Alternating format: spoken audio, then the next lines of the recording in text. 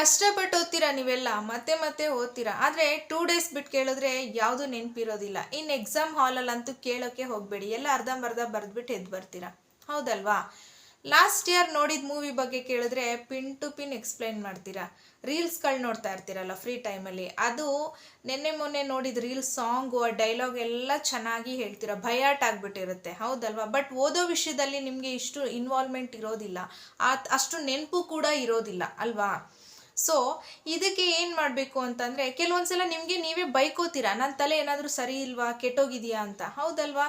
Film ನೋಡ್ತೀರಾ, stories songs ಎಲ್ಲ ನೀಟಾಗಿ ಎಕ್ಸ್ಪ್ಲೈನ್ ಮಾಡ್ತೀರಾ, ರೀಲ್ಸ್ ನೋಡ್ತೀರಾ, ಡೈಲಾಗು ಅದು ಆ್ಯಕ್ಷನ್ಸ್ ಎಲ್ಲ ತುಂಬ ಚೆನ್ನಾಗಿ ನೆನಪಲ್ಲಿ ಇಟ್ಕೊಂಡಿರ್ತಾರೆ. ಬಟ್ ಓದೋ ವಿಷಯದಲ್ಲಿ ನಿಮಗಿದು ಇರೋದಿಲ್ಲ. ಯಾಕೆ? ನಿಮಗೋಸ್ಕರ ಅಂತಲೇ ಈ ವಿಡಿಯೋನ ಮಾಡ್ತಾ ಇರೋದು ನಾನು ಹೇಳೋ ಒಂದಷ್ಟು ಪಾಯಿಂಟು, ಒಂದಷ್ಟು ಟ್ರಿಕ್ಸ್ನ ಯೂಸ್ ಮಾಡಿ ಫ್ರೆಂಡ್ಸ್.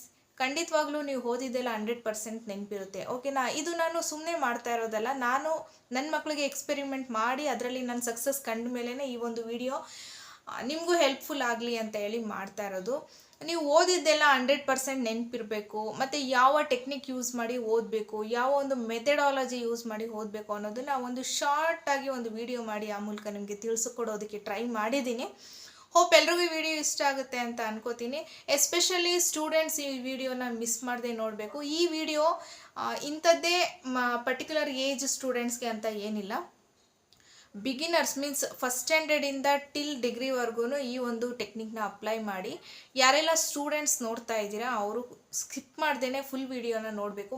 ಹಾಗೆ ಪೇರೆಂಟ್ಸ್ ಯಾರು ನೋಡ್ತಾ ಇದ್ದೀರಾ ದಯವಿಟ್ಟು ನಿಮ್ಮ ಮಕ್ಕಳಿಗೆ ಈ ಒಂದು ವಿಡಿಯೋನ ತೋರಿಸಿ ಅಥವಾ ಆಡಿಯೋನಾದರೂ ಕೇಳಿಸಿ, ಓಕೆನಾ? ನೀವೇ ನೋಡ್ತಾ ಇದ್ದರೆ ಈ ಒಂದು ಟ್ರಿಕ್ನ ನಿಮ್ಮ ಮಕ್ಕಳಿಗೆ ಯೂಸ್ ಮಾಡಿ. ಖಂಡಿತವಾಗ್ಲೂ ಮಕ್ಕಳು ಓದಿದ್ದು 100% ನೆನಪಿರುತ್ತೆ.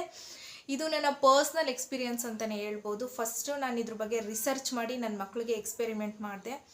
ಇವಾಗ ಅವ್ರದ್ದು ತುಂಬಾ ಚೆನ್ನಾಗಿ ಇಂಪ್ರೂವ್ಮೆಂಟ್ ಆಗಿದೆ ಓದೋದ್ರಲ್ಲಿ, ಮತ್ತು ಅವ್ರಿಗೆ ತುಂಬ ಚೆನ್ನಾಗಿ ನೆನಪು ಕೂಡ ಉಳಿದಿದೆ ಅಂತ ಹೇಳ್ಬೋದು.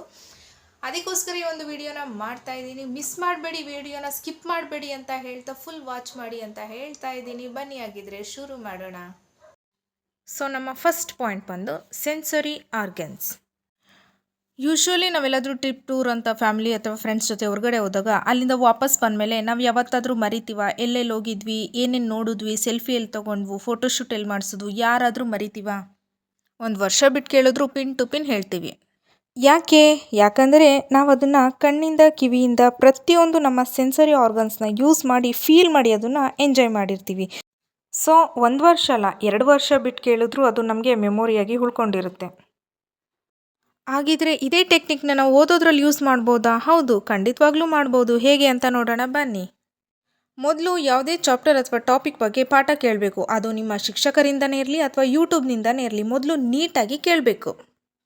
ಸೊ ಇಲ್ಲಿ ನೀವು ಕಿವಿಯಿಂದ ಟಾಪಿಕ್ನ ಡೈರೆಕ್ಟಾಗಿ ಮೆದುಳಿಗೆ ಕಳಿಸ್ತೀರಾ. ಅದಾದಮೇಲೆ ಆ ಚಾಪ್ಟರ್ ಅಥವಾ ಟಾಪಿಕ್ನ ಪಾಠ ಕೇಳಿದ್ಮೇಲೆ ಒಂದು ಸರಿ ಅದನ್ನು ಫುಲ್ ಗಮನ ಇಟ್ಟು ನೀವು ಓದ್ಕೋಬೇಕು. ಇದರಿಂದ ಏನಾಗುತ್ತೆ ಅಂತ ಹೇಳಿದ್ರೆ ಕಣ್ಣಿನ ಮುಖಾಂತರ ಇನ್ಫಾರ್ಮೇಷನ್ನ ಮೆದುಳಿಗೆ ಕಳಿಸ್ತೀರಾ ನೀವು. ಫಾರ್ ಎಕ್ಸಾಂಪಲ್ ಹೇಳೋದಾದರೆ, ನೀವು ಸೋಷಿಯಲ್ ಓದ್ತಿದ್ದೀರಾ ಅಂದರೆ ಅದನ್ನು ಒಂದು ಸ್ಟೋರಿ ಮೂಲಕ ಇಮ್ಯಾಜ್ ಮಾಡ್ಕೋಬೇಕು. ಅಥವಾ ಸೈನ್ಸ್ ಓದ್ತಾ ಇದ್ದೀರಾ ಅಂತಂದರೆ ಅದ್ರ ಬಗ್ಗೆ ನೀವು ಕ್ಲಾಸಲ್ಲಿ ಏನು ಕೇಳಿದ್ದೀರಾ ಅದನ್ನು ಒಂದು ಸಲ ಮನೆಗೆ ಬಂದಮೇಲೆ ಮೈಂಡ್ನಲ್ಲಿ ರಿಕಾಲ್ ಮಾಡ್ಕೋಬೇಕು, ಓಕೆನಾ? ಇದರಿಂದ ಏನಾಗುತ್ತೆ ಅಂತಂದರೆ ಆ ಚಾಪ್ಟರ್ ಅಥವಾ ಟಾಪಿಕ್ನ ಫೀಲ್ ಮಾಡಿದ್ದೀರಾ ಅಂತ. ಹೀಗೆ ಮಾಡಿ ನೋಡಿ, ಯಾಕೆ ಮರ್ತೋಗುತ್ತೆ ಅಂತ ನಾನು ನೋಡ್ತೀನಿ. ಯಾವುದೇ ಕಾರಣಕ್ಕೂ ನೀವು ಚಾಪ್ಟರನ್ನು 100ಕ್ಕೆ 100 ಮರೆಯಲ್ಲ, ಟ್ರೈ ಮಾಡಿ, ಮಿಸ್ ಮಾಡಬೇಡಿ. ಸೆಕೆಂಡ್ ಪಾಯಿಂಟ್ ನೋಡೋದಾದರೆ MR ವರ್ಸಸ್ MR ಮೆಥಡ್, ಅಂದರೆ mind reading versus mouth reading. ಇದರರ್ಥ ನಾವು ಬಾಯಿಂದ ಓದೋದು ಸ್ಲೋ ಹಾಗೂ ಮೈಂಡಿಂದ ಓದೋದು ಫಾಸ್ಟ್ ಆಗಿರುತ್ತೆ. ಎಕ್ಸಾಂಪಲ್, ಇವಾಗ ಸ್ಕ್ರೀನ್ನ ನೋಡಿ ಅದನ್ನು ಒಂದ್ಸಲ ಬಾಯಿಂದ ಓದೋಕ್ಕೆ ಟ್ರೈ ಮಾಡಿ, ಮತ್ತು ಇನ್ನೊಂದು ಸಲ ಮೈಂಡಿಂದ ಓದೋಕ್ಕೆ ಟ್ರೈ ಮಾಡಿ. ಯಾವುದನ್ನು ಎಷ್ಟು ಫಾಸ್ಟಾಗಿ ಓದ್ತೀರಾ ಅಂತ ಅರ್ಥ ಆಗುತ್ತೆ. For example, being happy never goes out of style, ಇದನ್ನು ಇವಾಗ ಮೈಂಡ್ನಲ್ಲಿ ಓದ್ತೀನಿ ಅಂದರೆ ಅದಕ್ಕಿಂತ 3-4 ಸೆಕೆಂಡ್ಸ್ ಮುಂದೆನೇ ಓದಿ ಮುಗಿಸ್ತೆ. ಇದರಿಂದ ಏನು ಯೂಸ್ ಆಗುತ್ತೆ ಅಂದರೆ, ಇವಾಗ ನೀವು ಮೌತ್ ರೀಡಿಂಗ್ ಮಾಡಿದ್ರೆ ಒಂದು ಚಾಪ್ಟರ್ಗೆ 1 ಅವರ್ ತಗೊಳ್ಳೋ ಬದಲು 45 ಮಿನಿಟ್ಸ್ನಲ್ಲಿ ಮೈಂಡ್ ರೀಡಿಂಗ್ ಮಾಡ್ಬೋದು. ಅಂದರೆ 1 ಅವರ್ನಲ್ಲಿ ಆಗೋ ಚಾಪ್ಟರ್ನ ನೀವು ಜಸ್ಟ್ 45 ಮಿನಿಟ್ಸ್ನಲ್ಲಿ ಮುಗಿಸ್ಬೋದು. ಇದರಿಂದ ನಿಮಗೆ ಟೈಮ್ ಕೂಡ ಸೇವ್ ಆಗುತ್ತೆ.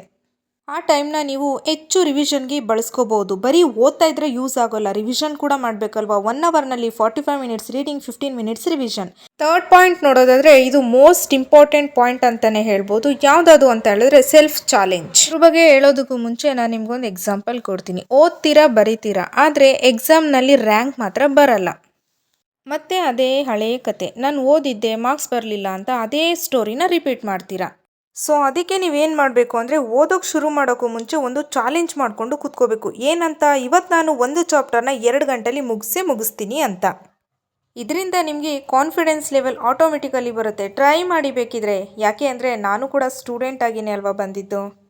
2 ಗಂಟೆಲಿ ಮುಗಿಲಿಲ್ವಾ, ಮತ್ತೆ ಟ್ರೈ ಮಾಡಿ 2 ಗಂಟೆಲಿ ಮುಗಿಸ್ತೀನಿ ಅಂತ. ಇದರಿಂದ ನಿಮಗೆ ಏನಾಗುತ್ತೆ ಅಂದರೆ ನೀವು ಬೇರೆಯವ್ರಿಗಿಂತ ಫಾಸ್ಟ್ ಆಗ್ತೀರಾ. ಮತ್ತು ಮೋಸ್ಟ್ ಇಂಪಾರ್ಟೆಂಟ್, ಟೈಮ್ ಫಿಕ್ಸ್ ಮಾಡಬೇಕಾದ್ರೆ ನೆನಪಿರಲಿ, ತುಂಬ ಬಿಗ್ ಚಾಪ್ಟರ್ನ ತೊಗೊಂಡು ನಾನು 2 ಅವರ್ಸ್ನಲ್ಲೇ ಮುಗಿಸ್ತೀನಿ ಅಂದರೆ ಅದು ನಿಜವಾಗ್ಲೂ ಸಾಧ್ಯ ಇಲ್ಲ. ಮತ್ತು ಇನ್ನೊಂದು ಬೆನಿಫಿಟ್ ಏನಂದರೆ, ನೀವು ಈ ಥರ ಚಾಲೆಂಜ್ ಮಾಡ್ಕೊಂಡು ಓದಿದ್ರೆ ಖಂಡಿತ ಮೊಬೈಲ್ ಯೂಸ್ ಮಾಡೋಲ್ಲ ಮತ್ತು ನೆಗೆಟಿವ್ ಯೋಚನೆಗಳು ಕೂಡ ಬರೋದಿಲ್ಲ. ನಿಮ್ಮ ಫೋಕಸ್ ಏನಿದ್ರು 2 ಅವರ್ಸ್ ರೀಡಿಂಗ್ ಮೇಲೇ ಇರುತ್ತೆ.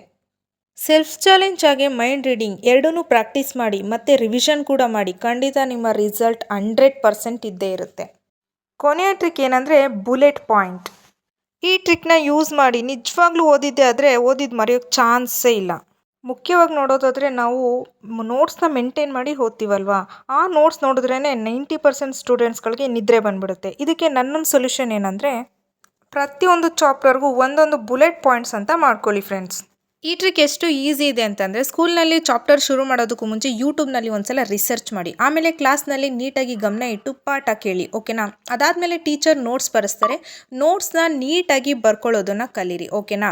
ನೋಟ್ಸ್ ಬರೆದು ಪಾಠ ಎಲ್ಲ ಕೇಳಿದ್ಮೇಲೆ ಒಂದ್ಸಲ ಅದನ್ನು ರೀಡ್ ಮಾಡಿ. ಟೆಕ್ಸ್ಟ್ ಬುಕ್ ಆ್ಯಂಡ್ ನೋಟ್ಸ್ ಎರಡನ್ನೂ ರೀಡ್ ಮಾಡಿ. ರೀಡ್ ಆದಮೇಲೆ ಅದಕ್ಕೆ ರಿಲೇಟೆಡ್ ಆಗಿ ಕೆಲವೊಂದಷ್ಟು ಕೀ ಪಾಯಿಂಟ್ಸ್ಗಳನ್ನ ನೀವು ರೆಡಿ ಮಾಡ್ಕೋಬೇಕಾಗತ್ತೆ. ಇದಿಷ್ಟು ಆದಮೇಲೆ ಒಂದ್ಸಲ ಎಲ್ಲನೂ ರಿವಿಷನ್ ಮಾಡ್ಕೊಳ್ಳಿ, ಓಕೆನಾ. ಎಷ್ಟು ಈಸಿ ಇರುತ್ತೆ ಅಂದರೆ, ನೀವು ಜಸ್ಟ್ ಕೀ ಪಾಯಿಂಟ್ಸ್ ನೋಡಿದ್ರೆ ಸಾಕು, ಆಟೋಮೆಟಿಕಲಿ ಎಂಟೈರ್ ಚಾಪ್ಟರೇ ನಿಮ್ಮ ಮೈಂಡಿಗೆ ಬಂದುಬಿಡುತ್ತೆ. ಈ ಟ್ರಿಕ್ ಎಷ್ಟು ಈಸಿ ಇದೆ ಅಂತಂದರೆ ಫ್ರೆಂಡ್ಸ್, ಯೂಟ್ಯೂಬ್ ರಿಸರ್ಚ್ ಮಾಡ್ತೀರಾ, ಪಾಠ ಕೇಳ್ತೀರಾ, ನೋಟ್ಸ್ ಬರ್ಕೋತೀರಾ, ಒಂದ್ಸಲ ಟೆಕ್ಸ್ಟ್ ಬುಕ್ ಎಲ್ಲ ಓದ್ತೀರಾ, ರಿವಿಷನ್ ಮಾಡ್ತೀರಾ, ಬುಲೆಟ್ ಪಾಯಿಂಟ್ಸ್ನ ಪ್ರಿಪೇರ್ ಮಾಡ್ಕೋತೀರಾ. ಅಂದರೆ ಈ ಚಾಪ್ಟರ್ನ ಸಬ್ ಹೆಡ್ಡಿಂಗ್ ಮೆನ್ಷನ್ ಮಾಡ್ಕೊಳ್ಳೋದು, ಈ ಸಬ್ ಹೆಡ್ಡಿಂಗ್ ನೋಡಿದ್ರೇ ಸಾಕು ಎಂಟೈರ್ ಚಾಪ್ಟರ್ ತಲೆ ಒಳಗಡೆ ಕೂತ್ಕೊಳ್ಳುತ್ತೆ. ಮಕ್ಕಳ ಎಷ್ಟು ಈಸಿ ಅಲ್ವಾ. ಹಾಗಿದ್ರೆ ಈ ಟ್ರಿಕ್ಸ್ನ ಇವಾಗಿಂದನೇ ಫಾಲೋ ಮಾಡಿ, 100% ನೀವು ಓದಿದ್ದೆಲ್ಲ ನೆನಪಿರುತ್ತೆ. ಹೋಪ್ ಎಲ್ಲರಿಗೂ ಈ ವಿಡಿಯೋ ಇಷ್ಟ ಆಗಿದೆ ಅಂತ ಭಾವಿಸ್ತೀನಿ. ಎಲ್ಲರೂ ಈ ಒಂದು ಟ್ರಿಕ್ಸ್ನ ಯೂಸ್ ಮಾಡಿ ಓದಬೇಕಾದ್ರೆ ಈ ಒಂದು ಟ್ರಿಕ್ಸ್ನ ಅಪ್ಲೈ ಮಾಡಿ. ಖಂಡಿತವಾಗ್ಲೂ ನೀವು ಓದಿದ 100% ನೆನಪಿರುತ್ತೆ ಅಂತ ಹೇಳ್ತೀನಿ. ಸೊ ನನ್ನ ವಿಡಿಯೋ ಇಷ್ಟ ಆಗಿದ್ರೆ ಒಂದು ಲೈಕ್ ಕೊಟ್ಟು ಕಮೆಂಟ್ ಮಾಡಿ, ಸಬ್ಸ್ಕ್ರೈಬ್ ಮಾಡಿ, ಶೇರ್ ಮಾಡಿ ಅಂತ ಕೇಳ್ಕೊತಾ ಇದ್ದೀನಿ. ನನಗೂ ಕೂಡ ಸಪೋರ್ಟ್ ಮಾಡಿ. ಯಾರೆಲ್ಲ ವಿಡಿಯೋನ ಫಸ್ಟಾಗಿ ನೋಡ್ತಾ ಇದ್ದೀರಾ, ಹೊಸದಾಗಿ ನೋಡ್ತಾ ಇದ್ದೀರಾ, ಪ್ಲೀಸ್ ಸಬ್ಸ್ಕ್ರೈಬ್ ಮಾಡಿ, ನನಗೆ ಸಪೋರ್ಟ್ ಮಾಡಿ ಅಂತ ಕೇಳ್ಕೊತಾ ಇದ್ದೀನಿ. ಎಸ್ಪೆಷಲಿ ಸ್ಟೂಡೆಂಟ್ಸ್, ನೀವು ಮಿಸ್ ಮಾಡದೆ ಈ ವಿಡಿಯೋನ ನೋಡಿದರೆ ಖಂಡಿತವಾಗ್ಲೂ ಇದು ನಿಮಗೆ ಯೂಸ್ಫುಲ್ ಆಗುತ್ತೆ ಅಂತಲೇ ಹೇಳ್ತೀನಿ.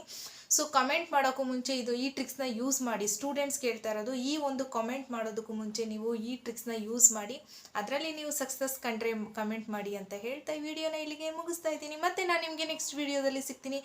ಅಲ್ಲಿವರೆಗೂ stay safe, stay healthy, love you, take care. ನಮಸ್ಕಾರ.